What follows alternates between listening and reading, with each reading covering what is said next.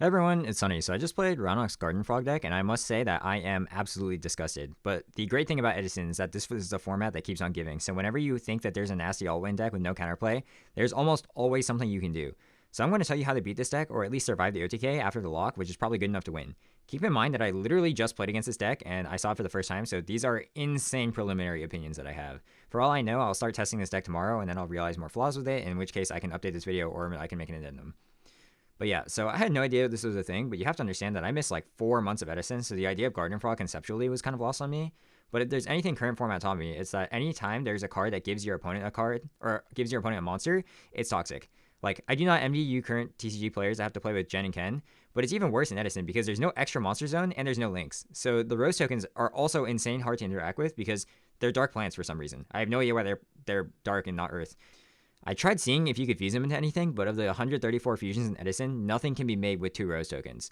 So basically what I'm trying to say is that if he actually zone locks you, unless you're playing Frog, which is a deck with a billion tribute cards like Enemy Controller or Monarchs, then you're probably cooked.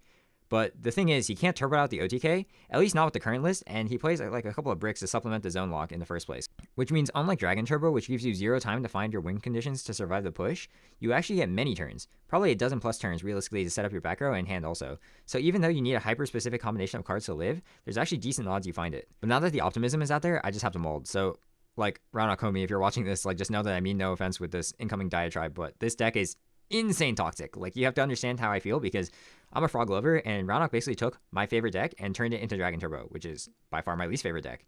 And you can see that there's some apocalyptic shit going on the screen right now. He literally brain conned my monster and zone locked me all 5 zones in 1 turn. And I'm playing fucking Hero Beat, so I can't do anything. It's borderline in FTK. The game plan of summon monster swing doesn't really work when you can't summon a monster. Like, I may not hate you how crazy this is, but you're staring down a dupe block when you have all 5 of your monster zones clogged. Dupe block in general is already pretty strong and costs decks their spot removal, but the issue is that most spot removal, including the spot removal of the good decks in the format, is tied to monsters. So Icarus Attack, Gemini Spark, Raikou, like you can still Kaius them if you play Kaius, but even if you clear the dupe block, it doesn't solve the problem of you having 4 Rose tokens, and then they can probably just attack your Kaius or clear it somehow, like with Enemy Controller or something that clogs you with a 5th token again using Treeborn. But to be fair, I do misplay game 1 really hard. Like, I could keep tribute setting to try and live, but I didn't understand the deck game 1, and because of that, I wasn't really sure how you could kill me through Gores.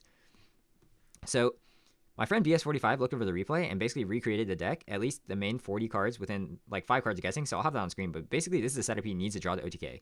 So number 1 is Heavy Storm. Number 2 is set Dark Dust Spirit. Number 3 is set Light and Darkness Dragon. And number 4 is extenders or other tribute set monsters such as Jinzo or Gadgetron Dragon or Prime Material Dragon that can sum up to 4,500 damage or the rest of your life points minus 3,500 damage. And if you have any set monsters on your field, a Kaius.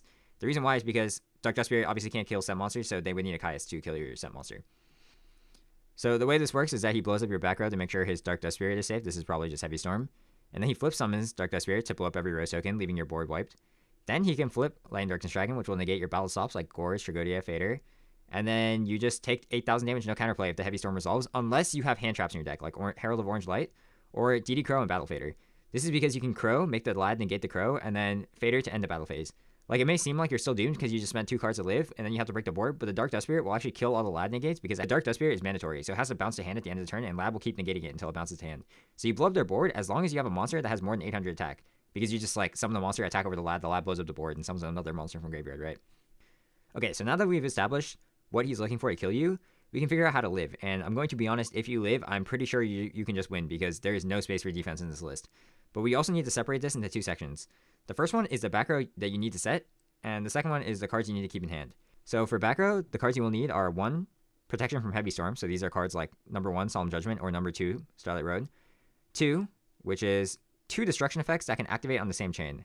So this might sound a little confusing at first, but for example, you can have 2 battle traps to respond to Light and Darkness Dragons, such as Mirror Force or Deep Prison, or you can have 1 battle trap and a quick effect such as DD Crow, or destruction that activates at any timing, such as Needle Stealing. Alternatively, another option you can have is exactly Skill Drain and board wipes such as Torrential, Mirror Force, and Needle Stealing, which is what I ended up doing. Pretty much only Blackwing, Zombie, and Hero Beat support Skill Drain well though, so this is a tough one to have. Focus more on the first requirement of 2 destruction effects that can activate on the same chain. That one is generic and every deck can play it. I'm going to be honest, if you do not play these cards in your deck, mainly Solemn Judgment and Starlight Road, then I hate to break it to you, but you just lose. It is what it is. These 2 cards are the most important thing because otherwise Heavy Storm just bodies you. Right now, there's no Giant Trunade in the deck, but in the future where he adds Giant Trunade, you're going to need both Solemn and Road. And then in hand, you're going to need Fossil Dyna, Extenders, Heavy, Battle Stops like Fader and Crow, And it's also good to keep Herald if you play fairies, obviously. So 2 categories of cards in your hand are number 1, follow-up cards, and number 2, survival cards. The reason you need Dyna is because you need to stop Gores, or if you already used the Gores and you want to be safe against future Battle Fader inclusions. Right now there's no space, but I can see a future for it. Heavy Storm is to stop attack stops like Enemy Controller or Book of Moon that he will set after you stop his OTK. Extenders are just so that you have enough damage to deal 8,000 damage. These are your Miracle Fusions, your Boar of the Spears, your Book of Lives, basically just any damage pushes that your deck has. And then the next category of cards are defense. So this is DD Crow, Battle Fader, Herald if you play that. So Battle Fader works with Crow, and you can play it if you have other defense like back row that survived, but I can't think of any back row decks that play Fader, so it's really just Crow. So the way it works is you just DD Crow Chainlink 1, and then the Lad negates it, and then Fader Chainlink 3. It doesn't work with Trag and Gores because those activate in damage step. Herald can just negate the Lad, so that's why it's good. And Crow is always good because if you just have Crow with other defense like Mirror Force, you can even Crow the Lad, target it tries to revive after you blow up their board, making their board empty. So if you don't have 2 defense cards, then Crow just makes your defense live. Hopefully that made sense. Okay, so this game 3 example wasn't super good by me because I didn't really perfect the strategy during the match. So that means I discard Dyna when I actually needed Dyna, but he didn't have Fader anyways, and he was chilling. And also, because I didn't draw 2 Miracles, I couldn't even get enough damage to do 4k with the Dyna, because Ab-Zero plus Dyna is only 37. So it ended up not mattering, but really you should keep the Dyna. Not just Dyna, you should be keeping Heavy Storm, Dyna, and some extenders so you can deal max damage on the following turn to kill. Because, think about it, it's like really awkward if you finally break the Arden Lock, and then you just lose the Soul Exchange Light Darkest Dragon. Like, that would be so sad. Okay, so Roundock is a grinder, and I'm sure if he sees this video, he's just going to keep innovating to make this lock even more secure. But I just wanted to make this preliminary guide to stop this because I absolutely hate Altwin. I'm the self-proclaimed biggest Dragon Turbo hater in the whole format. But it's also probably just true. So if you hate Dragon Turbo like me, and there's enough demand, I can make a video on how to beat Dragon Turbo also.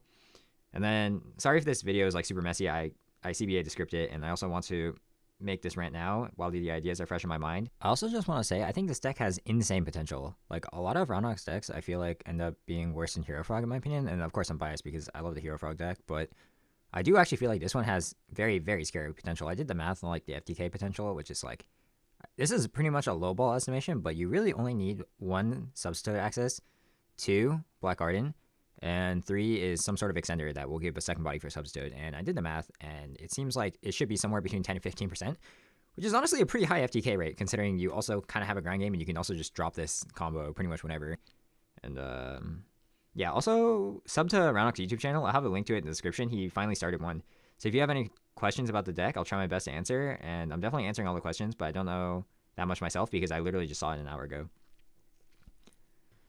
And if you're wondering if I quit Edison because I haven't uploaded in 4 months, like, don't worry, I haven't. I've just been going through a very busy time in my life, so I'm not going to be competing online anymore, but I will be making videos. I swear I have like 5 videos that are 70% done. They're scripted and voiced, but I haven't edited them yet. I still want to focus more on educational content, so there's a lot of guides. Like, the ones I have made right now are the important frog rulings of Edison, a Substitute guide on, like, what you should do when you summon Substitute, a 1-for-1 guide, zombie combo guide. Like, I have all these pretty much done. I just can't find the time to finish them because, like, actually editing them can't happen unless I'm home, and once I get home I'm tired and then it just gets procrastinated. But I promise those are coming out soon. And yep, that's about it. See ya. Okay, absolute last thing. Someone needs to tell me how this makes any sense. So me beating this 130 rating guy gives me 18 elo, but beating rank 3 Roundhock only gives me 16 elo. Like, we gotta contact the DB web devs because this doesn't make any sense. Like, even if you assume that my elo went up from that win of beating the 130 rating guy, like, the difference between my elo and Roundhock's elo is still 251, which is actually more than the total amount of elo I have. So the 18 elo I gained shouldn't amount to the gains that low, I'm pretty sure. Unless, like, I just don't understand how the elo system works. Like, I don't know, this doesn't make any sense to me. We gotta fix this. I refuse to believe this is reality.